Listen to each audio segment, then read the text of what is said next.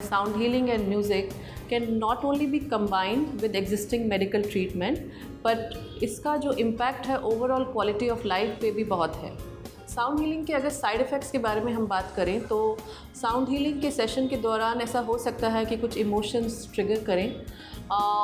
We also have to be careful if there has been a history of epilepsy, so epilepsy trigger हो सकती है।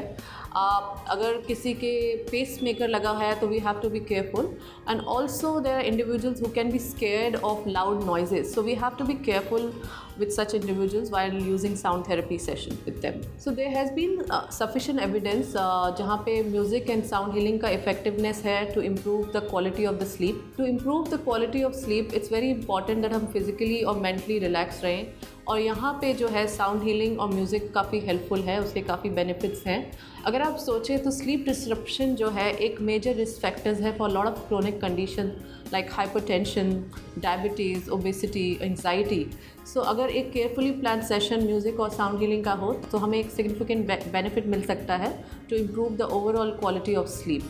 Can sound healing भी combined with existing medical treatment? I think ये जानने से पहले ये जानना बहुत ज़रूरी है कि जो भी हमारी क्रोनिक कंडीशंस होती हैं, हम मेडिकेशंस लेते हैं तो वो उससे मैनेज तो हो जाती हैं बट एलिमिनेट नहीं होती हैं। तो अगर हमारा lifestyle like a better sleep, good diet और फिज़िकल एक्सरसाइज ये सब ठीक है तो overall quality of the life improve होती है, and here sound healing is very helpful to improve the overall quality of life.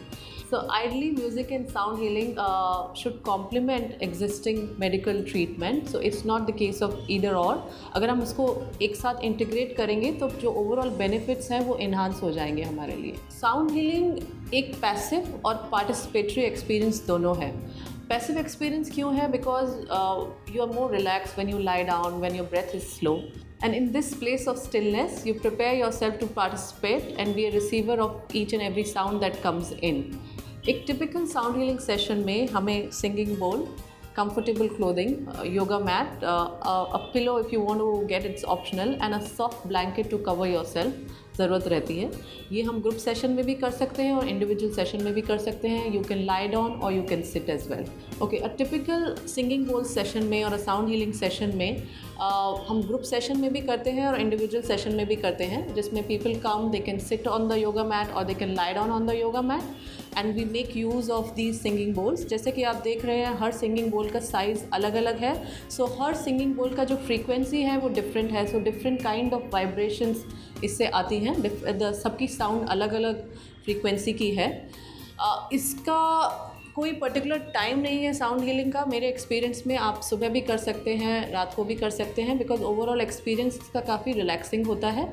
हम सिंगिंग बोल सेशन में ब्रेथ वर्क करते हैं, चैंटिंग कर सकते हैं, हमिंग कर सकते हैं। आप इन एसेंशियल ऑयल्स भी यूज़ कर सकते हैं to enhance the overall experience of sound healing.